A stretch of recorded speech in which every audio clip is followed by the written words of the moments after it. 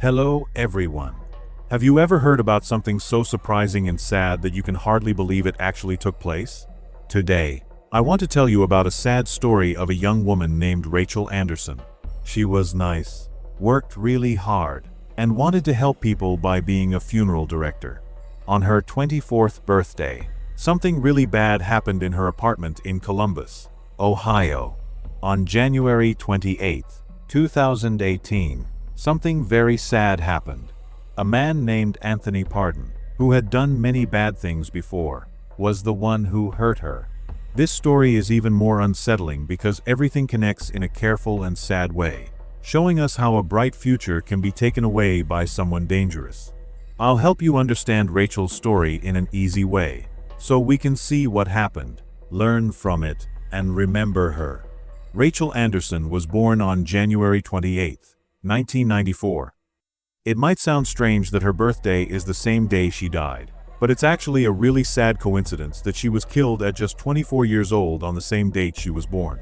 She was raised in a caring family with her parents, Bill and Trish Anderson. She also had brothers and sisters, along with friends who looked out for her. Rachael was born in Warren, Ohio, and it's a few hours' drive to Columbus. She attended Warren G. Harding High School and was skilled in many areas. She was in the National Honor Society, which meant she put a lot of effort into her schoolwork. She played soccer and volleyball, having fun and staying active with her friends. She was in the band, which shows she liked music too. From these details, we can picture Rachael as an active and caring person. A young woman excited to join in various activities and give her best effort. After high school, Rachael wanted to be a funeral director. It's a different kind of job, but it really shows how much she cares about people. People in that job support families who are sad after losing someone they love. They help with planning the funeral and offer comfort during this tough time. This decision might look sad to some, but for someone like Rachael, who was nice and caring, it made total sense. She started her journey by going to Youngstown State University to take the classes she needed before joining a mortuary science program. She was on the dean's list, which is a big deal for students who earn high grades. After that, she attended the Cincinnati College of Mortuary Science and graduated in 2016 with a bachelor's degree in mortuary science. While Rachael was in mortuary school, she worked at a funeral home named Nagelkleb-Eilendorf, where she gained practical experience. She became a member of the Ohio Funeral Directors Association, which is a group for people who work in her profession. Later on, Rachael moved to Columbus and began an apprenticeship at Shaw Davis Funeral Home. She was almost done with her training and was getting ready to be offered a permanent job. Everything looked great for Rachael. She had a job she loved, lived in Columbus, made new friends, and stayed connected with her family in Warren.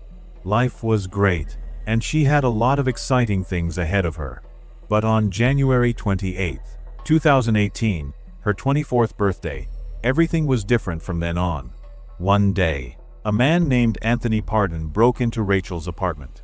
He tied her up, took her bank cards and her car, and did really terrible things to her. Then he ended her life in a brutal manner.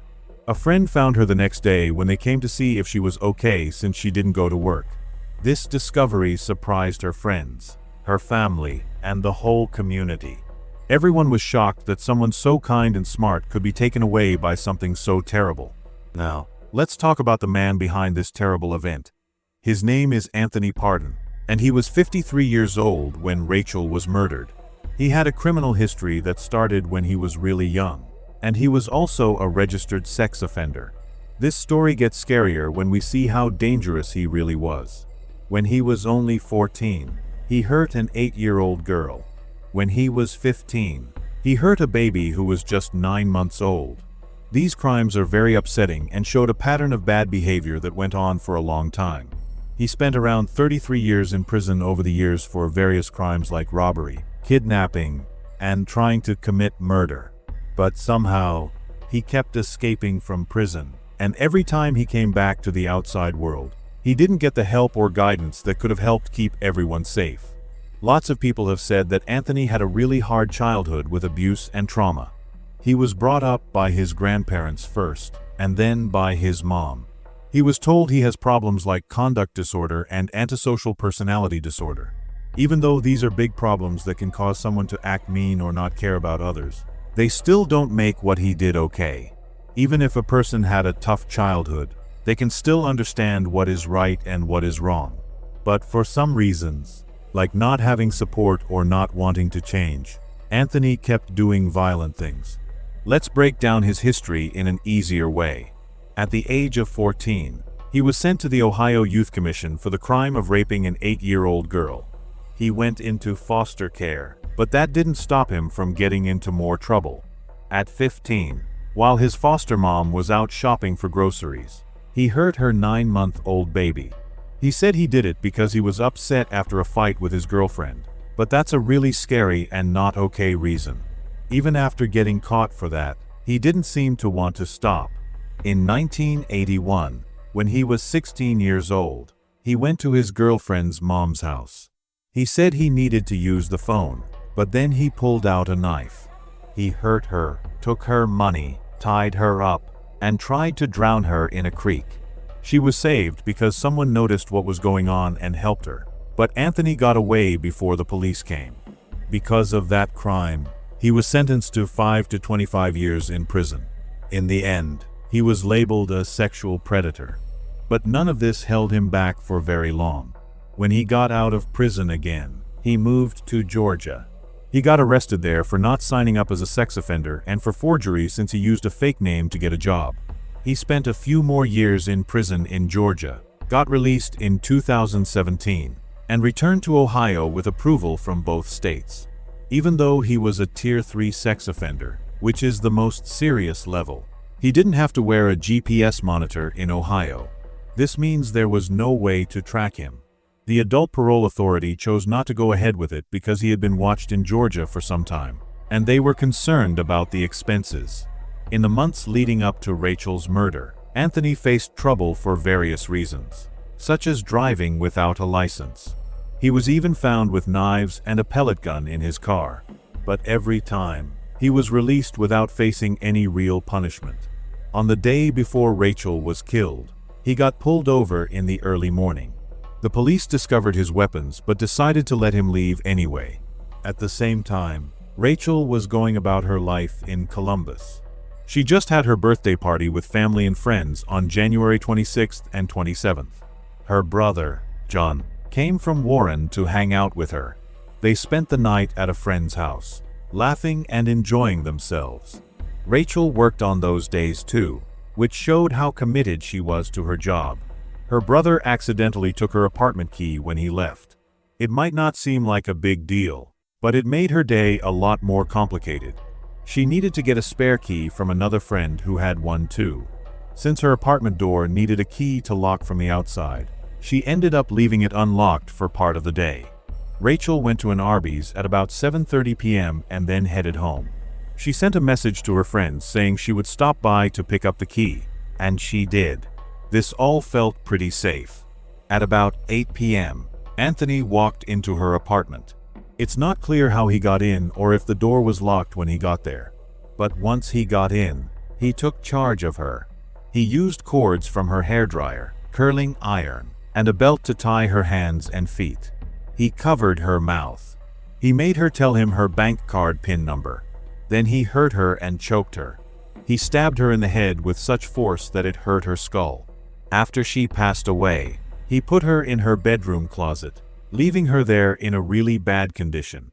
Then he took her car, her credit card, and her debit card. During the next few hours, he went to different stores in Columbus, sometimes with his sister and a homeless man he knew named Anthony. Rachel's co-workers started to feel concerned the next day, January 29th, because she didn't come to work at Shaw Davis Funeral Home. She was often really responsible and picked up her phone.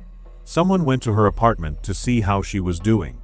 The people at the rental office didn't open her door right away because they had rules about privacy. But in the end, the police were called. They also couldn't just walk in without permission. A friend named Jonathan Kennedy got permission from a former roommate to go inside. He saw that Rachel's bedroom was a mess. He attempted to open the closet door, but it seemed like something was pushing against it. When he finally opened it, he saw Rachael's body. He ran outside to a police officer who was standing there and told him about what he had found that was really scary. The police arrived and found Rachael's body tied up and partly covered with a blanket. The investigators started gathering evidence, and there was plenty of it. After a possible sexual assault, it's normal to collect DNA samples using a rape kit. They discovered Anthony's DNA on Rachael's body and at the crime scene. The police began to follow the activity on Rachael's debit and credit cards. They found out that someone had used them in different spots around Columbus. Security cameras captured Anthony using the cards and driving Rachael's car. They kept an eye on Anthony's phone by looking at the location data from apps and his email account. The information showed that he was in Rachael's apartment when she was killed. Initially, the investigators needed to find out who he was. They talked to the homeless man, but he died before they could get all the information they needed from him. Still, they had plenty of recordings and receipts to make a solid case. On February 9, 2018, a SWAT team quickly found Anthony in the Linden area of Columbus. The police decided that his bail would be $5 million. A grand jury, which is a group that looks at evidence to see if someone should be charged with a crime, decided to indict him for serious crimes like aggravated burglary, aggravated robbery, kidnapping, rape, and aggravated murder. The charges were really serious, and since Anthony had tried to kill someone before and this murder was so serious, the case could lead to the death penalty. At first, Anthony said he was innocent and pleaded not guilty, but the proof was strong. Phone records, DNA, witness statements, surveillance videos, and more. A lot of people thought this was a clear and simple case. The trial began in the early part of 2020. At that point, Anthony was almost 55 years old. The prosecutors, who are the lawyers for the state, wanted the death penalty because Anthony had a long history of hurting people, including rape, kidnapping, and attempted murder, and he seemed unable or unwilling to change his ways. Many people spoke during the trial to share what happened. A friend who found Rachael's body talked about how terrible it was. Crime scene experts shared pictures, but the jury didn't see everything because some parts were too upsetting. They discussed how Anthony had tied her up and left her in that closet. A coroner talked about Rachael's injuries, which included being strangled and having a stab wound on her head. It was hard for everyone in the courtroom to hear, especially Rachael's family, who sat close by, feeling very sad. Anthony's lawyers said that perhaps someone else did it. They argued that the DNA and phone records only proved he was there and used her cards, but that didn't mean he actually killed her. But it was tough to believe that could be true, especially with all the evidence out there. At one point, Anthony decided to fire his lawyers because he wanted to represent himself. But later, he changed his mind and let them come back. It looked like he was trying to delay things or make it all confusing. He wrote a letter to a TV station, saying he knew Rachael and that they used drugs together.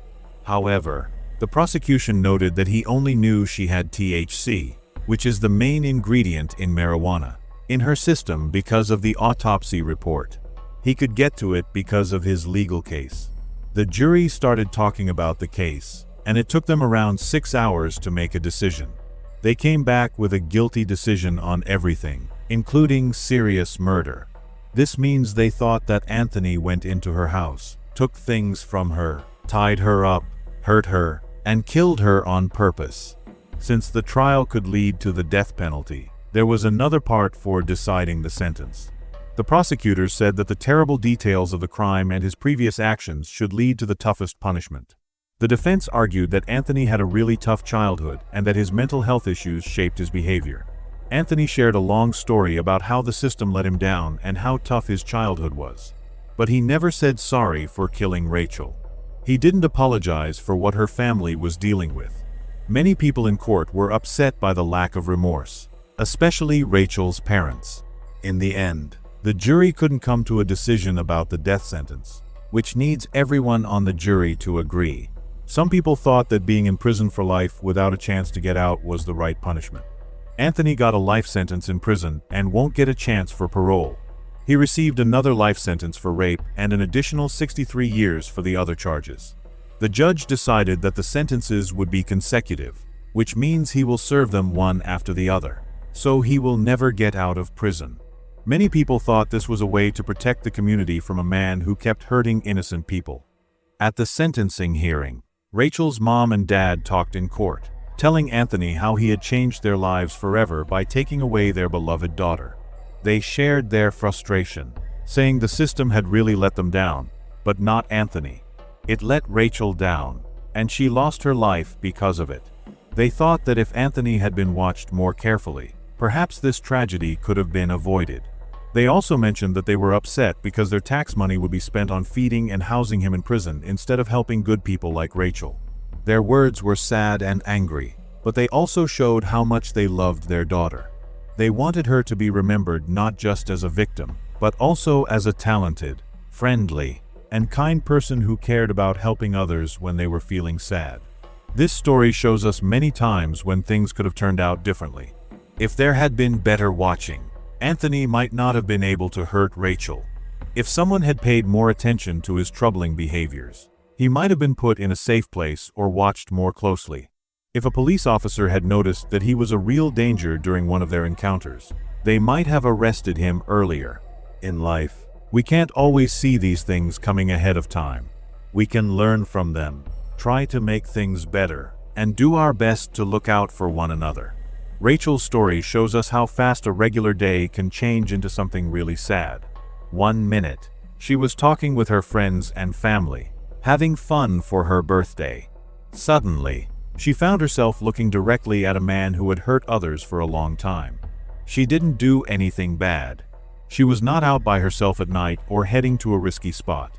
She was at home, maybe thinking about what she wants to do when she grows up or the messages and calls she got for her birthday. And then it was all over. When Anthony went to prison for life, he met many other people who had done really scary things.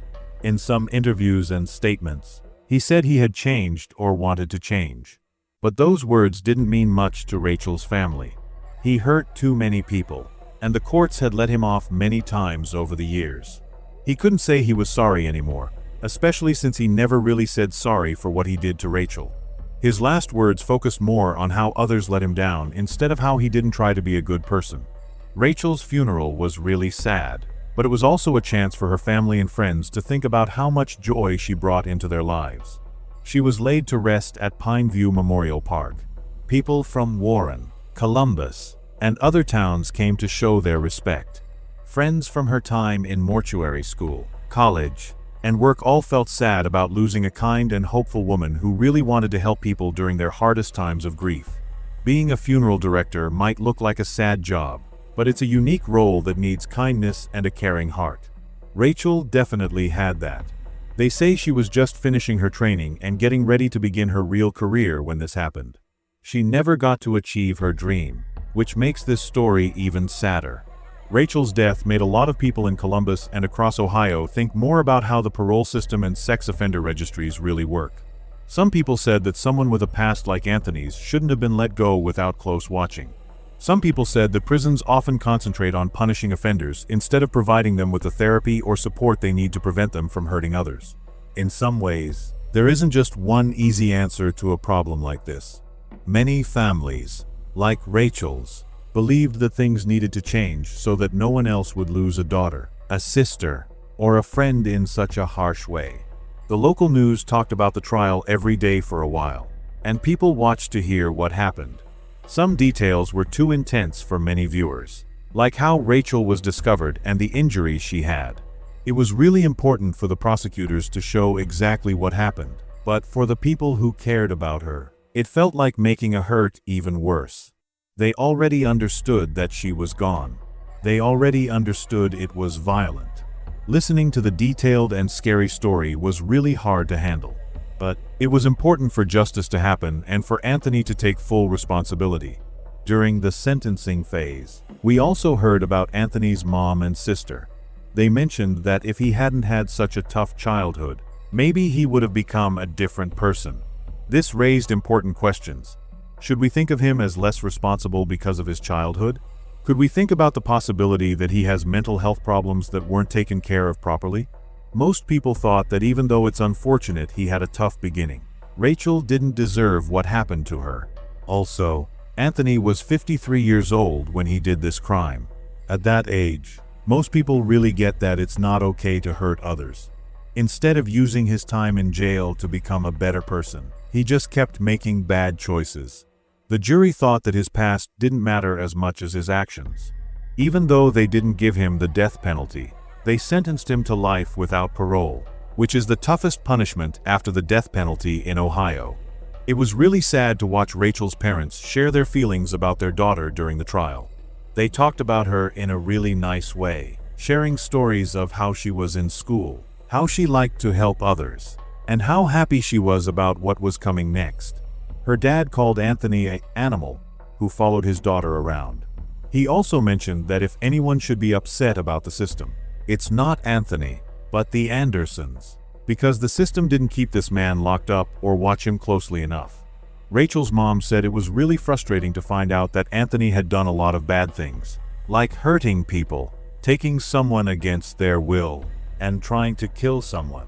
She thought about how someone like that could be allowed to do this to her daughter. She was really upset that her tax money would be used to take care of Anthony in prison for the rest of his life. It seemed really unfair that they, as a family who was sad and hurting, would have to give money, even a little bit, to the man who took their daughter's life. The story of Rachael Anderson's murder shows us that some stories don't end well. Rachael was careful, had a good job, and lived in a city she liked, but a predator still found her. Many people remember the part where her friend finds her body in the closet when they hear about this case. This detail shows just how real and terrible it was. This wasn't a movie or a TV show. It was a real person who died in a really scary and cruel way. If we look at the bigger picture, we can see that Rachael's death taught the community many important lessons. One lesson is about why it's important to tell someone if you see something strange happening. Anthony had several encounters with the police in the weeks and months leading up to the murder. If the system had been more careful, or if the rules for watching violent offenders were better, maybe they could have stopped him from hurting her. Another lesson is that we need to pay close attention to violent histories. Anthony had several serious crimes, including the rape of a 9-month-old baby, but he was able to live freely without any tracking device. This could make people want stricter rules for serious sex offenders who haven't changed their behavior. Another lesson is about how families and communities deal with tough times after something really sad happens. Rachael's co-workers at Shaw Davis Funeral Home lost more than just an apprentice. They lost a friend. They had to keep helping other families who were sad while also handling their own sadness. Some of Rachael's friends in mortuary school might have felt a mix of anger, sadness, and fear. Her friends from high school in Warren probably remember the day she wore her soccer uniform, played volleyball, or performed with the band. Her family probably feels her absence every day, especially on her birthday, which is now always connected to the day she was taken away from them. When you hear a sad story, it's good to also think about the happy parts of Rachael's life. She was a kind, dependable, and smart young woman who put in a lot of effort to help families during their toughest moments. She likely helped many people who came to funeral homes, giving them kind words or a caring touch to support them during a tough time of losing someone they loved. We can remember her in a special way by thinking about her kindness and why she picked her job. Sometimes, kind people pick hard jobs because they care a lot and want to help others who are hurting. That's just what Rachael was trying to do. Anthony is in prison at the Lebanon Correctional Institution, and he will be there for the rest of his life. He will never be free again. During the sentencing, the judge stated clearly that a person who does such awful things repeatedly does not deserve another chance. Even though the jury didn't pick the death penalty, life without parole is still a tough sentence that makes sure he can't hurt anyone else outside of prison. Sometimes, people debate whether it's fair not to give him the death penalty because of his long history of crimes. Some people believe that being in prison for life without a chance to leave is punishment enough. But no matter what, Rachael's family and friends have to keep living without her. They celebrate birthdays and holidays, and on regular days, they miss her and wish she was still there, joking and laughing with them. They can only remember her with love and keep sharing her story. wishing that something like this won't happen again in the future. Rachael was laid to rest at Pineview Memorial Park, a spot where her family and friends can come to remember her and show their love. For them, her resting place is a memory of the lovely girl they once knew. This story reminds us that bad things can happen unexpectedly, even in places where we feel safe, like our own homes. It could make us more careful, but it should also help us value the people we care about. We can think about how brave the friend was who found Rachael's body, the police officers who arrived at the scene, and the prosecutors who worked hard to ensure Anthony got justice. The whole community came together to support her family, proving that even when someone does something bad, there are many others who want to help. That feeling of support from the community is often what helps families get better after a big loss. After the trial finished and the sentencing was done, the news coverage started to slow down. But for Rachael's family, the hurt just kept going. They remember Rachael's laugh, her dreams, and her kind heart, but they also feel sad knowing she was taken from them in such a terrible way. Her story is still a part of the local history in Columbus, a sad time that everyone remembers. People posted messages on social media and local news sites, sharing prayers and condolences. They praised Rachael's commitment to her work in funeral service and criticized the system for allowing someone like Anthony to be free. This story is really strong because it shows how everything can break down in just one day. Sometimes, we believe we can plan our lives, chase our dreams, and stay safe. But then we find out about something really sad that shows us how delicate life can be. We shouldn't be scared, but we need to know about the risks that are around us. We need to make sure there are laws and rules that keep people safe from dangerous criminals, especially those who keep doing bad things and don't seem to want to change. Since Rachael passed away, her name still makes many people feel sad, whether they knew her or just heard about what happened. To them, she isn't just a number. She's a real person who still had so much life ahead of her. She might have been a respected funeral director who made a difference in the lives of the families she helped. She might have gotten married one day, had kids, or traveled around the world. Instead, her life was taken away, and all we have left are memories and stories to remember her by. You might be curious if there's any comfort or lesson to learn from a situation like this. Sometimes, it feels good to see how people unite during tough times. Rachael's family and friends support one another and remember her with love. Her co-workers keep helping others, and maybe they remember Rachael each time they meet someone who is sad. Some people might give their time to make laws better or help keep an eye on dangerous offenders, hoping to stop another life from being taken away. We keep Rachael's spirit alive by helping and looking out for one another. The crime was very violent and terrible. Anthony broke in, tied her up, stole from her, hurt her, and then strangled and stabbed her. It feels really bad to even write or say those words. Sharing her story can help us remember that people like Anthony are out there, and that we must stay aware and ask for responsibility. If there's one thing that might stick, it's that local leaders will be more careful about allowing someone with a dangerous past to be free without supervision. It could help more people feel comfortable reporting strange actions when they notice them. If Rachael's story helps even one person avoid a similar fate, then her memory turns something terrible into something good, even if just a little. No matter what happens, Rachael can't come back. We can only wish that by thinking about her kindness, her smarts, and her love for helping families when they need it most, we can honor her memory. By making sure Anthony never gets out again, we might be keeping someone else safe. As we finish this sad and difficult story, let's take a moment to think about what we can learn from it. First, we understand how important it is to take someone's criminal history seriously, especially when it includes repeated violent actions. Next, we understand that just one quick meeting can be really dangerous if it involves someone who has a history of violence. Next, we see how the community and police work together to seek justice for Rachael.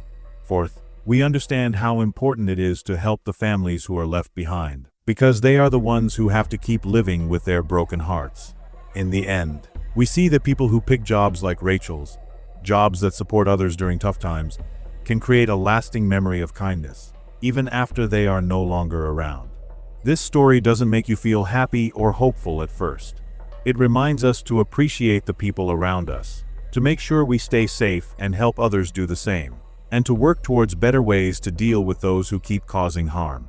Even though this event is sad, we can still see a bit of hope in the kindness people showed for Rachael and her family. Let's all try to be more careful and kind to the people around us. Thanks for hearing Rachael's story. Talking about something so sad is really hard, but thinking about the person who was hurt and what she believed in is a meaningful way to remember her. We should always remember that behind every crime, there is a real person who is loved by their family and friends. In this situation, that person was a kind, hardworking young woman who just wanted to help families cope with their loss.